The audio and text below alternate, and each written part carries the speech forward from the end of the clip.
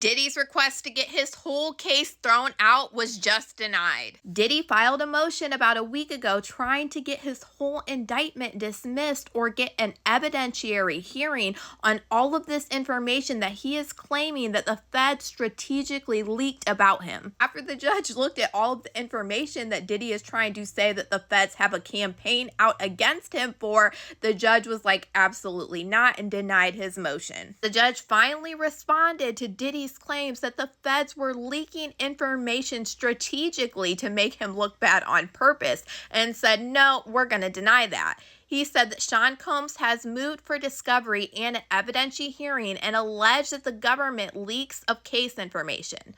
For the following reasons, the motion is denied. Diddy alleges that the government, primarily through the Department of Homeland Security, has engaged in a 7-month campaign involving strategic leaks of grand jury material. The motion seeks for a discovery and an evidentiary hearing of certain evidence or dismissal of the whole indictment. Diddy identified numerous alleged leaks, but the heart of his dispute was with the 2016 video from the Intercontinental Hotel in Los Angeles that Diddy alleges was leaked by the government and broadcasted on CNN. Diddy was trying to say that the government leaked the video between him and Cassie. Diddy has not carried his burden to show that the government leaked it to CNN.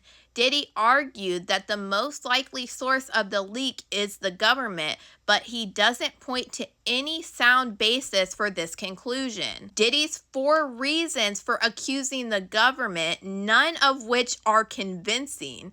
First, he argues that the federal agents had already engaged in a months-long campaign of leaking information to the press. Second, he said that victim 1 is not a likely source of the leak because there is no evidence that she had access to the tape. She had no motive to approach law enforcement after receiving a substantial 8-figure settlement from Diddy in another case. And third, Diddy says that the unrelated third party is not a likely source because such an individual would have sold the video instead of simply giving it to CNN. And finally, Diddy suggested that the timing of the leak points to a government source because federal agents would have known that May 17th was a perfect time due to the break in the Trump trial for Barton Trump's high school graduation.